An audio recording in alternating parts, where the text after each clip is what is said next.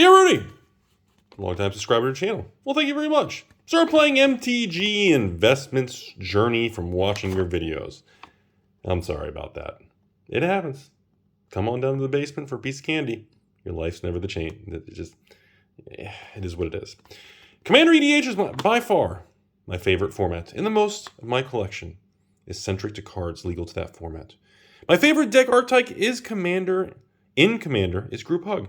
And the most iconic card related to the Group Hug archetype is the world-famous Phelddagrif. So being that the old Phelddagrif, PETA, all the millions of names you guys call this card, is a reserveless card, I immediately started to buying up a bunch as a long-term investment for God strategy. I didn't show you the rest of the letter because we'll have a second video on the other card.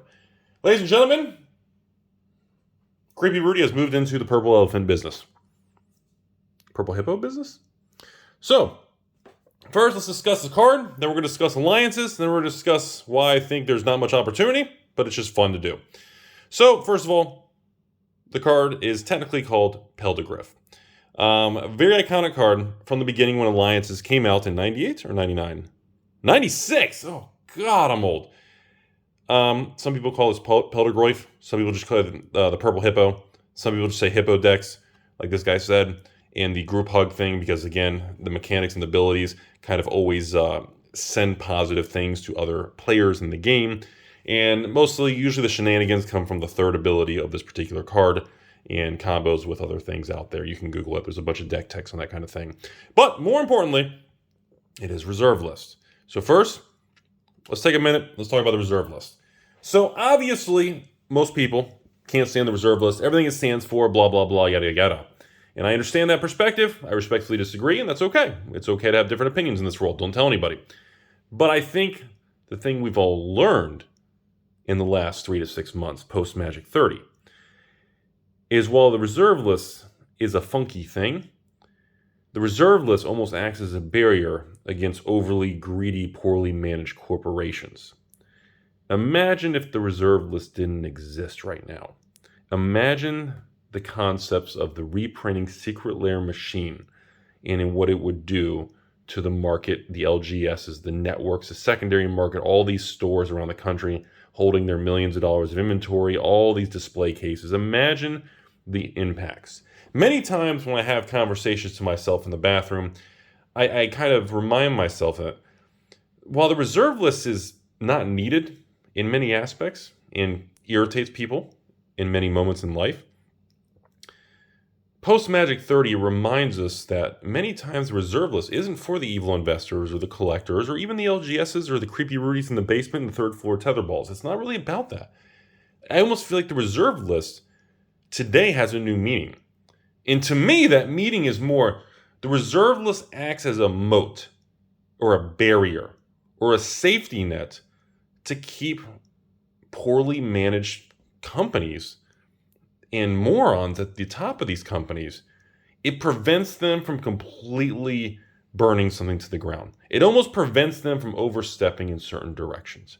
It's kind of a very bizarre way to look at things, but that's kind of a new way I've been looking at the reserve list. Because again, the reserve list was originally done because of the Chronicles and the Outlash and the Crash and the problems in the 90s after the Four Horsemen sets, specifically Legends, was mostly targeted Legends, had the reprints from 4th editions and Chronicles and the disaster that ensued and the amount of money that was lost. And Wizards tried to really stabilize the market because they were still a young company and things were getting pretty volatile pretty quickly. And we fast forward 30 years to 2023 now. And it's ironic because we look at the reserve list in different perspectives. Some people look at it as this evil thing that lets evil investors make money. Other people look at it as a barrier to entry, so normal younger generation and lower income and people starting out in the hobby can't have access. There's different spins and context you can always put on the definition. But the one thing that is an actual fact is that if the reserve list didn't exist right now, we would be in a very I don't know what the state of Magic would be in right now post Magic 30. With look at the shakeups in what's happening just with secret lairs and now Commander Masters being announced. of just even Jeweled Lotus from a 2-year-old card that moved up to almost $100 a card. And now is immediately they're going after it. They want to get the price cut in half. It's very fascinating to see what happens when there is no protection in place. And it's very fascinating. So next, we're going to leave that because I'm sure everybody already thumbs down and ran away. Metazoo! I gotcha. So next, I want to move on to the value of this particular card. It's probably around, I don't know, $10 maybe, something like that. When you're watching this, maybe $8, $9. Buy lists are like $5, $6 range. Nothing crazy. And again, if you have old reserve list stuff, sealed product from back in the day, AlphainvestmentsLLC at gmail.com. The old PP for pictures and prices. No giggities on these emails, please. And simply put any other attempts to, in the comment section below, third-party websites, Silk Road, WhatsApp, What's Up, Snappity Chats, the Blogatog when you tumble down your MySpace with Tom. Any of these websites, I do not use any other. You are getting scammed. Just understand that. So, want to lay that out there. But again, this card is not pretty expensive. It's not. It's just kind of sitting around that $10 range. And to be honest with everybody, I've always wanted a large position in this card. So after adding to my position in this card with this individual, I already had probably about 100 to 200 copies, but now this individual has really increased my position substantially to add to the Rudy Vault for long term. I think it's an important, iconic piece of Magic's history. I don't think this $10 card I'm sharing with you all today is going to go to $20 or $50 or $100 and you need to get in now, and I don't think that's the case. If you like the card, after this video, you may want to set an alarm on your phone, wait 30, 60 days if you want to buy it, because after a video like this that may get 1,000 views, you may want to hold off because there might be a short-term move of people trying to jump or front run the market. But overall, I don't expect any real price appreciation anytime soon due to high interest rates, a lot of other opportunities to park money, and where evil investors are going, and simply put, the poor management and behavior of Wizards and Magic, and a lot of we're at a point in modern history where Magic the Gathering is experiencing substantial doubts of its longevity and what the management is going to do to the game long term. So I don't see any growth in anything like this. But this is a good time if you do have a passion for the game and the old cards to build positions for long term, because I do think eventually this will pass. We just don't know when. Now, let's jump over to a couple more things. Fun fact, Alliances itself from 96, these booster boxes, I wouldn't say there's tens of thousands of sealed Alliance boxes left in the world, but I would say there's in the hundreds. I wouldn't say there's thousands of Alliance boxes, but I would say there's, in my opinion, if I had to guess, I would say there's 500 to 1,000 sealed boxes of Alliances left in the entire planet, which is, I guess it's a decent amount, but I don't think that's insane amount, and that's being generous. Could be a lot lower. This is just an estimated guess. Now, fun thing. This is a small set. Okay? Like 150 cards. Did you all know there's 46 rares in the set? Okay, nobody cares. Now let me tell you something more interesting. Did you know approximately 41 of the 46 rares in this set, 90% of the rares in this set are reserve list? 90% of the rare pools in Alliances are reserve list. Now keep in mind these were old style booster packs. So technically, was Alliances using the U2, the U3? Was just the common, uncommon print sheets? I think Alliances may have used that. You can comment below and just beat me up and tell me I don't know what I'm talking about. But the point is, out of the 46 rares in this set, over 90% of the tough to get cards are reserve list. They're protected. They have some form of, now whether the reserve list is going to hold long term or any of that stuff matters anymore, well, you guys can argue that below. But I find that quite intriguing because there's a couple other sets in Rudy's favorite world between, Mirage, Visions, Weatherlight, some of these more obscure sets. Everybody knows anything with Urza's, Saga Legacy Destiny. Everybody already knows the value, the rarity. Everybody knows that. Everybody knows what, these mega cards and the cradles and Grim Monoliths, and everybody knows that. The things people don't know, which is what it's always been a very hot conversation, is a lot of these obscure kind of the Alliances, the Exodus, the Weatherlight, even Ice Age, even the Homelands and Fallen Empires have a few reserve list cards. Not many, but there are some. And, Alliances, when people think of this product, They think, okay, booster box is probably a couple $1,000s. There's probably, 5 or 10 for sale in the open market. It's known for what? Force of Will. What's the most expensive card in the set for the longest time? It was Force of Will. Now, the real king of this set is not Force of Will, which, keep in mind, Force of Will is actually an uncommon. Not a rare, not in the modern master days of 2023, where Force of Will was upshifted to a mythic. No. Force of Will is an uncommon counterspell that you can cast without paying any actual mana with discarding. And, alliances became branded as known as the set with Force of Will. It's been that way for a while. But in the last couple years, the king of the set has actually become like Lake of the Dead. Lake of the Dead is a whole other conversation. It's the land cycle, which we talk about on this channel all the time, ladies and gentlemen. The land cycle in a product is a really big deal. We've been talking about with the new Phyrexia All Will Be 69 set. We've been discussing how it has that Mirrodin, what's the Copperline Gorge, Dark Slick Shores, right? Doesn't it have the Scars of Mirrodin? It has a really good land cycle in the new Magic set that just came out. And I've always said that Alliances has one of the most unique, weird land cycles ever released in Magic's history. And guess what? It's all reserve lists. And on top, outside of that Keldrin Outpost type thing, the Lake of the Dead type thing, Soldevi Excavations. Yeah, I know, Mr. Mox, man, your army of the Timmy army over there in your excavation empire. These are iconic cards. They are special cards. They are good cards.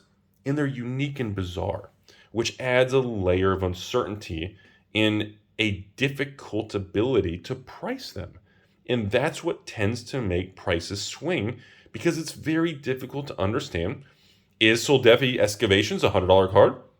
Is Lake of the Dead a $1,000 card? These are things that can be argued on both sides. People can, the bears can say, no, it's trash, nobody cares. The bulls can say, no. If this card ever gets printed or this type of synergy ever happens, imagine what this card would. You can argue and place context around it of any way you want to argue, and that's fine.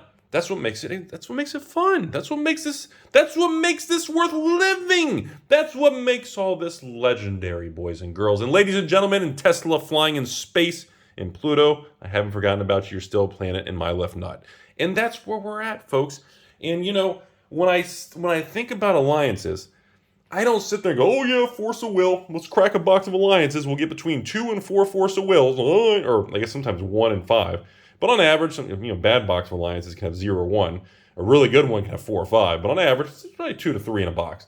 But the thing is, because again, it's an uncommon, but that's never really been the thing. Like when I think alliances, I think of these weird cards.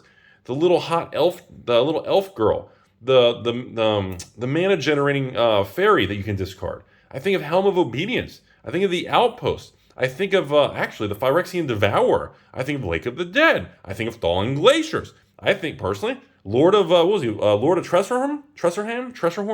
Lord of Tressorhorn? Remember, it was like a 10-4 creature that, rocked alliances when it came out. It was a big deal when I was a young whippersnapper. I think of crazy, different, unique cards that have interesting and uncertain futures. And once again, that is why I remain probably one of the, if not the largest holder of Alliances cards and Sealed Alliances booster boxes. I've been buying Sealed Alliance booster boxes. You can go on this YouTube channel and type in Alliances Alpha Investments. And I have videos from 7 years ago in 2016 on this YouTube channel where I was discussing Alliances and the value and the uncertainty at the time. And remember, that was almost 7 years ago. And old man Rudy here to tell you 7 years later that the thesis remains. The boxes are still amazing. The set is still, and again, this doesn't have some sort of, $5,000 Gia's Cradle. It doesn't have the Grim Monolith. There's no foils in this set. But each box does have, a lot more packs. They're not 15 card boosters. And it's a special set. And it has incredible lore. And it has an incredible, bizarre, diverse land cycle. There's no mythics. It has valuable uncommons, the infamous Force of Will, and there's just a lot of weird cards in it. And there's a lot of cards that are between $5 and $10 I didn't even mention in this video. And there's any point in time that all it's going to take is 1 or 2 of these random cards. If they spike up that sometime in the next 5 to 10 years, in another rare, becomes the next Phyrexian Devourer, or Lake of the Dead went from, $10, $20 to 50 to 100. You're trying to tell me in 10 years from now, Lake of the Dead can't be $1,000? You're trying to tell me flying purple hippos are going to be $10 in the future? I mean, a box of new magic's probably going to be $5,000 in the future.